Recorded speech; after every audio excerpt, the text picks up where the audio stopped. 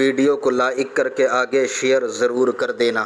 مولا حسین نے کہا اب ہم اپنی آخری منزل پر آ گئے، خیمے لگا دیے جائیں اور معلوم کرو یہ زمین کس کی ہے، اور جلدی جلدی سے اس زمین کی رقم ادا کر دی جائے۔ مولا علی اکبر نے پوچھا بابا اتنے مقام پر خیمے لگائے، آپ نے مالک کے نام پوچھ کر کے رقم ادا نہیں کی، جگہ جگہ خیمے لگے، اس زمین پر ڈر لگتا ہے، لیکن اس کی خصوصیت کیا ہے کہ آپ یہاں رقم ادا کر رہے ہیں؟ فرمایا بیٹے ہم آل محمد ہیں، ہم قبریں بھی مفت کی جگہ پر نہیں بناتے، یہاں ہماری قبریں بننے والی ہے، اور جہاں قبریں بنے گی وہ زمین خریدنی چاہیے، اس زمین کی قیمت ادا کرنی چاہیے۔ مولا حسین نے معلوم کروایا اور اس زمین کی رقم تک ادا فرمائی، یہ تک تاریخ میں آیا ہے۔ اس کے بعد سیدہ زینب رو پڑی، کہا بہن رونا نہیں، ابھی تم لوگوں نے بہت رونا ہے۔ امام زین العابدین رو پڑے، بیٹے رونا نہیں، تم نے ابھی بہت رونا ہے۔ اور اس کے بعد مولا حسین نے کہا یہ زمین کربلا ہے، یہ کرب و بلا کی زمین ہے، یہی ہماری آخری منزل ہے، اب ہم نے یہیں پر رہنا ہے۔ اس کے بعد امام علی مقام نے فرمایا خیمے گاڑو، خیمے لگا دو، تو جیسے ہی کھوٹیاں گاڑنے کے لیے زمین پر جو ہے وہ کیل ٹھوکی جاتی، اس میں سے تازہ خون نکل پڑتا۔ یہ وہ روایتیں ہیں جو بہت محتاط علماء اہل سنت نے لکھی ہے، لوگ یہ نہ سمجھیں، اس لیے کہ بعض یزیدی جو ہے وہ گفتگو کو بے اثر بنانے کے لیے ایسی افواہیں عام کرتے ہیں کہ لوگ بیان کرتے کرتے من گھڑت روایتیں بیان کرتے ہیں۔ لیکن میں اپنی گفتگو کے متعلق کہوں، انشاءاللہ فقیر سے جو بھی کربلا کے متعلق آپ سن رہے ہیں، آپ جس دن چاہیں تشریف لے آئیں، فقیر کتاب حاضر کر دے گا۔ ہم کتاب کے ذریعے سے کہتے ہیں، لیکن یاد رکھنا مجھے اپنے پڑھنے پہ ناز نہیں ہے، میں پڑھا ہوا آدمی نہیں ہوں، میں حسین کے قدموں میں پڑھا ہوا آدمی ہوں، میں پڑھا ہوا نہیں، ایک ہے پڑھنا ایک ہے پڑھنا، میں حسین کے قدموں پہ ان کی چوکھٹ پہ پڑھا ہوا ہوں، لیکن اس پر شکر کے طور پہ اتنا ضرور کہتا ہوں جتنے پڑے ہوئے ہیں سب لے آئیں ایک پڑے ہوئے کا مقابلہ کرنے کے لیے، انشاءاللہ دنیا دیکھ لے گی۔ یہ شکر کے طور پہ کہتا ہوں کہ کیا دبے جس پہ حمایت کا ہو پنجہ تیرا، شیر کو خطرے میں لاتا نہیں کتا تیرا۔ میرے پاس ایک سند ہے جسے حسینی نسبت کی سند کہتے ہیں، باقی اور میرے پاس کوئی چاہے سودا خرید لے، جسے نہ چاہے نہ خریدے، کوئی اور دکان دیکھ لے، اس لیے کہ ہم وہ سوداگر نہیں ہیں کہ نقلی مال بیچ کر کے شہر بدل دیا کرتے ہیں، ہم تو یہیں رہتے ہیں، یہی رہنا بھی ہے، اور انشاءاللہ آخری وقت مدینہ منورہ میں پھر انشاءاللہ تبارک و تعالی وہی آنکھیں بند ہونی ہے۔ لیکن اتنا ضرور کہتا ہوں جب تک موت نہیں آتی آپ کے درمیان رہنا ہے، آپ جو حوالہ چاہیں لے سکتے ہیں، کتاب دیکھ سکتے ہیں، تو وہاں سے تازہ خون نکلنے لگا۔ مولا حسین نے جب یہ بات بتائی گئی تو کہا کہ یہ زمین ہی ایسی ہے۔ وہ تاریخ ماہ محرم کی دوسری تاریخ تھی۔ حر نے پوچھا حضور آپ گئے نہیں؟ کہا حر اب یہیں رہنا ہے، اس لیے کہ قضا و قدر کے کاتب کی طرف سے فیصلہ ہے۔ حسین اپنی منزل پر آ گیا ہے۔ ایک بات آپ کو بتاؤں، یہ بات کوئی ڈھکی چھپی نہیں ہے کہ وہ جانا چاہ رہے ہیں، نکلنا چاہ رہے ہیں، پھر آ رہے ہیں، ایسا نہیں، بلکہ ایک جنگ کے موقع پر حضرت مولا کائنات شیر خدا نے جب اس زمین پہ قدم رکھا تو آپ رو پڑے۔ لوگوں نے کہا او بہادر مولا علی، تم تو ایک ہاتھ میں خیبر کا دروازہ اکھیڑتے ہو، جنگ کے موقع پہ رو رہے ہیں۔ فرمایا کہ رونا اس پر نہیں ہے کہ میں کہیں اور جا رہا ہوں، رونا اس پر ہے، رونا اس پر ہے کہ یہ کربلا ہے، یہاں پر میرے بیٹے حسین کے اونٹ بیٹھیں گے، یہاں بیبیوں کے کجاوے رکھے جائیں گے، یہاں پر قبریں بنے گی، یہاں پر فلاں کا خون گرے گا اور فلاں کا خون گرے گا۔ نبی کے گھر والوں کو اتنا سب کچھ معلوم ہے، لیکن کوئی ہاتھ اٹھا کے دعا نہیں کرتا اللہ یہ مصیبت ٹل جائے، اس لیے کہ امتحان میں دعائیں نہیں کی جاتی، صبر کیا جاتا ہے۔ لوگ ان سارے واقعات پر یہ بھی کہہ سکتے ہیں کہ آپ تو غوث پاک کو مشکل کشا مانتے ہیں، آپ تو غوث پاک کو مدد کے لیے پکارتے ہیں۔ ارے جب حسین اپنے بچوں کی مدد نہ کر سکا تو ان کا بیٹا عبدالقادر تمہاری کیا مدد کرے گا؟ ہم کہتے ہیں نادان، دو میدان ہوتے ہیں، ایک میدان فضیلت ہوتا ہے اور ایک میدان امتحان ہوتا ہے، ایک میدان محبیت ہوتا ہے، ایک میدان محبوبیت ہوتا ہے۔ محبیت کے میدان میں امتحان دیا جاتا ہے، کرامت نہیں بتائی جاتی، اور محبوبیت کے میدان میں کرامتیں بتائی جاتی، امتحان نہیں دیا جاتا۔ سبحان اللہ۔ حسین امتحان کے لیے بیٹھے ہیں، اس لیے وہاں کرامتیں نہیں، وہاں کرامت کربلا میں نہیں دکھائی، لیکن کربلا کے باہر تو دکھائی، انہی ایام میں دکھائی۔ سبحان اللہ۔ اٹھائیں کتابیں پڑھیں، پڑھ لے، اشارہ دے دو صرف۔ ایک دریا ہے، لوگ ڈوب رہے ہیں، انہوں نے کہا یا حسینہ، مولا حسین ہماری مدد کر۔ سبحان اللہ۔ اس سے پتا چلا کہ 1300 ساڑھے 1300 سال پہلے سبحان اللہ۔ ڈوبنے والے بھی مولا حسین کو پکارتے تھے، سبحان اللہ۔ حسین المدد۔ دیکھا کہ ایک بندہ ہے، سیاہ داڑھی ہے، آتا ہے کشتی کنارے لگاتا ہے، کشتی کنارے لگاتا ہے، اس کے بدن پہ خون کے چھینٹے، داڑھی بکھری ہوئی ہے۔ کہا مولا کون ہے؟ کہا پکارا کسے تھا؟ سبحان اللہ۔ پکارا کسے تھا؟ کہا حسین کو۔ کہا وہی حسین ہوں۔ سبحان اللہ۔ کہا حضور آپ کی داڑھی بکھری ہوئی، خون کے دھبے بدن پر، کپڑوں پر، یہ گفتگو کا موقع نہیں ہے، میں کربلا میں ہوں، کربلا میں پکارا، مدد کے لیے آ گیا، جلدی ہے۔ اور اس کے بعد مولا حسین ان سے دور ہو گئے، ان کی نظروں سے اوجھل ہو گئے۔ کرامتیں پھر مقام محبوبیت پہ بتائی جاتی ہے، حسین وہاں کرامتیں بتانے نہیں گئے، اور وہاں بھی کچھ کرامتوں کا ظہور ہوا ہے، ایسا نہیں کہ بالکل نہیں ہوا، لیکن یہ ایک الگ عنوان ہے۔ 2 محرم مولا حسین کربلا میں۔ اس کے بعد حر خط لکھتا ہے کہ مولا حسین یہاں ہے، عبید اللہ ابن زیاد، سعد ابن ابی وقاص رضی اللہ تعالی عنہ کے بیٹے عمر بن سعد، عمر بن سعد کو کہتا ہے دیکھ تجھے حسین سے لڑنے جانا۔ اس نے کہا حسین سے؟ کہاں، میں نہیں جاؤں گا۔ نہیں جائے گا تو تجھے رے کی حکومت نہیں ملے گی۔ اس نے کہا پھر ٹھیک ہے جاؤں گا، لیکن اپنے بیٹوں سے مشورہ کرو۔ گھر گیا تو بیٹے اور بھانجے نے کہا مت لے رے کی حکومت، 2 دن کی حکومتیں، آل نبی کے ہاتھ خون سے اپنے ہاتھوں کو رنگین نہ کر۔ لیکن وہ نہیں مانا، نکل پڑا، لے کر کے آیا لشکر، اور 500 لوگوں کو اس نے فرات کے کنارے پہ بٹھا دیا، آل نبی کے خیمے میں کوئی پانی کا قطرہ نہ جائے۔ کیسی نیرنگیاں ہیں دور کی، باپ اتنا نیک کہ نبی نے جنت کی بشارت دی۔ سعد ابن ابی وقاص، حضور نے کہا سعد تجھ پہ میرے ماں باپ قربان، اور بیٹا ایسا پلید، آل نبی کا دشمن، آل نبی کا دشمن، آل نبی کا غدار۔ بہرحال اس نے بیٹھ کر کے بہت سی باتیں امام کے ساتھ کی۔ امام نے کہا کہ دیکھ ہمارے خون سے ہاتھ رنگین نہ کر، میں جہاں سے آیا ہوں وہاں جانے دے، یا کوئی دوسرے علاقے میں مجھے چلے جانے دے۔ آپ اس لیے ساری حجتیں تمام کر رہے تھے، یقین ہے۔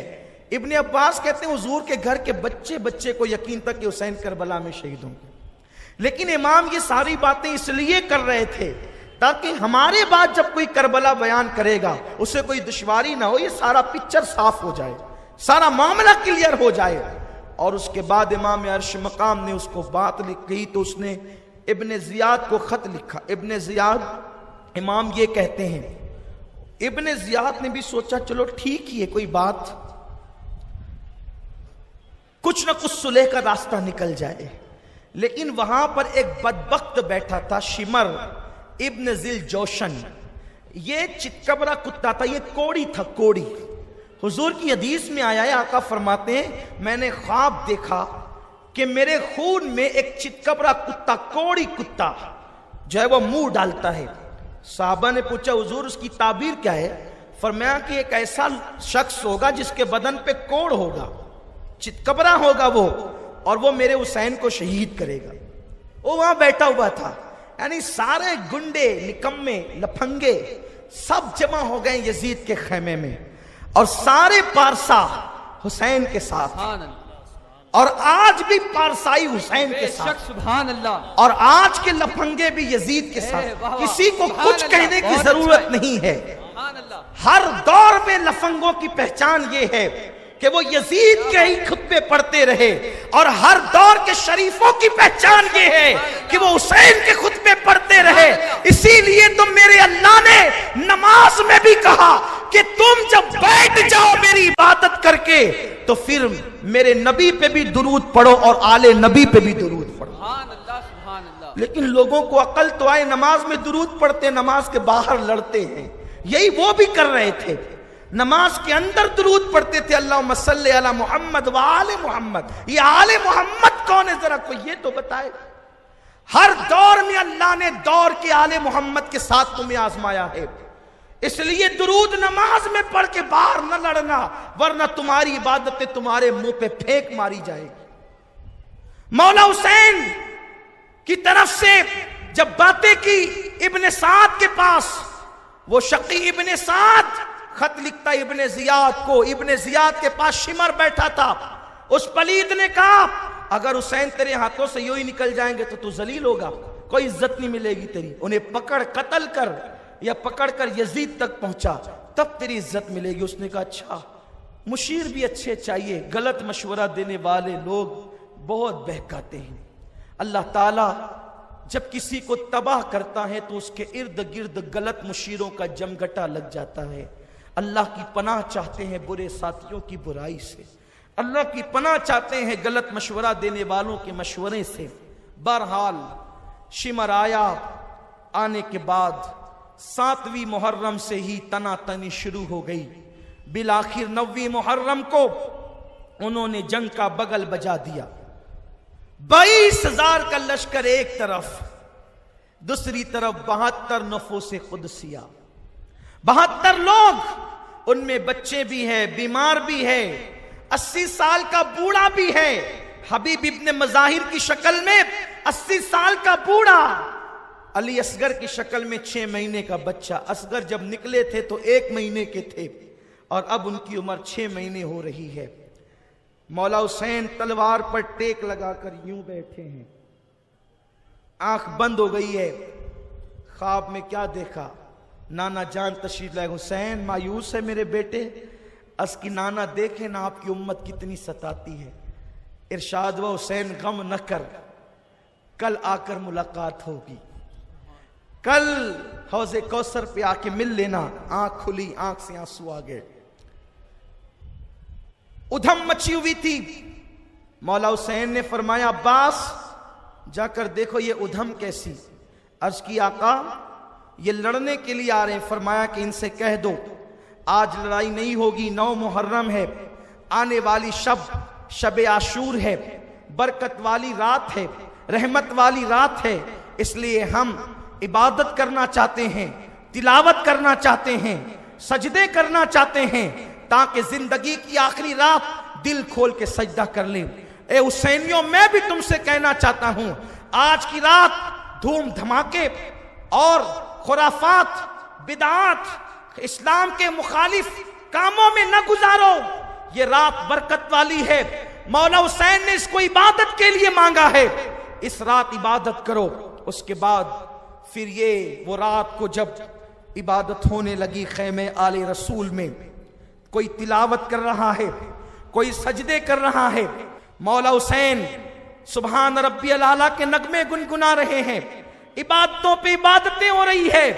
پتہ نہیں کیا لطف اور لذتیں آئی ہوگی اس سبحان ربی الاعلیٰ کی آخری صداؤں میں۔ میرا ایمان تو یہ کہتا ہے حسین سبحان ربی الاعلیٰ کہتے ہوں گے اور رب اعلیٰ اپنے جلووں سے پردے ہٹا کر کے حسین کو دیدار کراتا ہوگا، اس لیے کہ جن کے رتبے ہیں سوا، ان سے سوا مشکل ہے۔ مولا حسین، آقا حسین سجدے میں ہیں، تلاوت قرآن ہو رہی ہے، عبادتیں ہو رہی ہے، استغفار ہو رہے ہیں۔ اب اس کے بعد دوسری رات ہم نے نہیں دیکھنا ہے، اللہ اللہ۔ لیکن حسینیوں تم بھی اس نقل کو زندہ کرو، تم بھی عبادت میں رات گزارو، تم بھی آہوزاریاں کرو، اپنی اللہ کو مناؤ۔ اس کے بعد عبادت سے فارغ ہو گئے تو مولا حسین نے رشتہ داروں کو، بیٹوں کو، بھتیجوں کو سب کو جمع کیا، ساتھیوں کو جمع کیا۔